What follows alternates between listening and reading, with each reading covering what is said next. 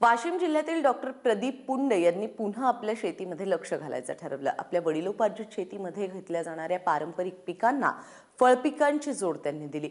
पाण्याचा प्रश्न सोडवण्यासाठी ठिबक सिंचन त्यांनी केलं, ज्यामुळे यंदाच्या पाणी टंचाईच्या परिस्थितीतही त्यांना चांगला नफा मिळाला आहे। वाशिम जिल्ह्यातल्या दुष्काळी पट्ट्यात रिसोड तालुक्यात ही डाळिंबाची बाग फुलली आहे। कवठा गावच्या डॉक्टर प्रदीप पुंड यांची ही शेती। पेशानं डॉक्टर असले तरी प्रदीप यांना शेतीची भारी आवड आणि याच आवडीतून ते पुन्हा शेतीकडे वळले।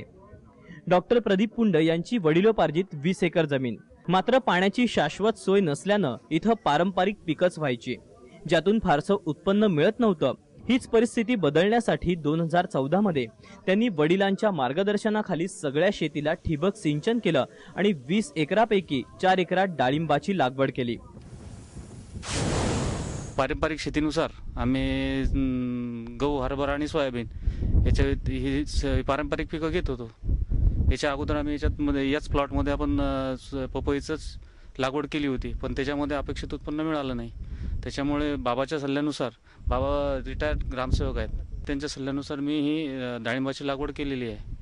तर ही डाळिंबाची लागवड मी जानेवारी 2014ला केली होती आणि त्याच्यानंतर हे पहिलंच उत्पन्न आहे माझं हे।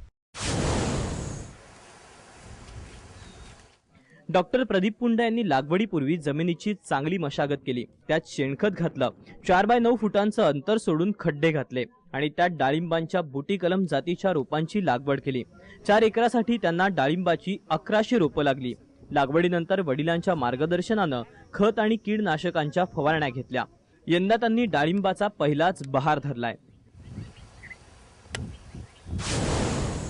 याची लागवड मी म्हणजे 14x9 वर केलेली आहे आणि हे याचे रोपं जे आहेत हे गुटी कलम आहे आणि हे गुटी कलम अंचरवाडी इथून खामगावमध्ये अंचरवाडी आहे, तिथून आणलेलं आहे। ते याच्यावर सध्या फक्त जास्त बुरशीनाशकचाच वापर जास्त केलेला आहे मी, बाकी असं म्हणजे जैविकचाच जास्त वापर केलेला आहे।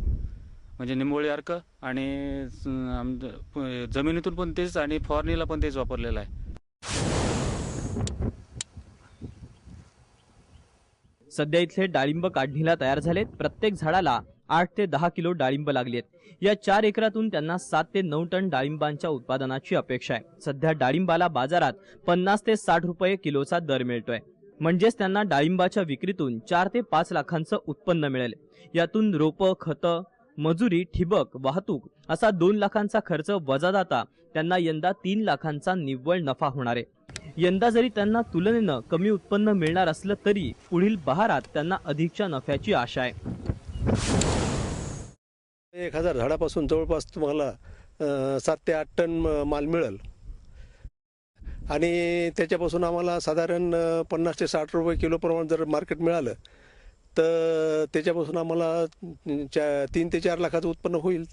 पहिलंच वर्ष असल्यामुळं या झाडावर फळं जास्त घेता येत नव्हती, म्हणून आम्ही झाडावर फळं कमी ठेवलेली आहेत। याचं कारण कसं असतं की पहिल्याच वर्षी जर आपण झाडावर फळं जास्त घेतली तर झाडाच्या पुढे आपल्याला 15 वर्ष पीक घ्यायचं आहे, तर त्याच्या आयुर्मानावर त्याचा परिणाम होतो आणि पुढे त्याच्या उत्पादनावर सुद्धा परिणाम होतो। जिल्ह्यातील इतर भागांप्रमाणे इथंही पाण्याची समस्या होतीच, मात्र डॉक्टर पुंड यांनी यावर ठिबक सिंचनाचा आधार घेत उपाय शोधला।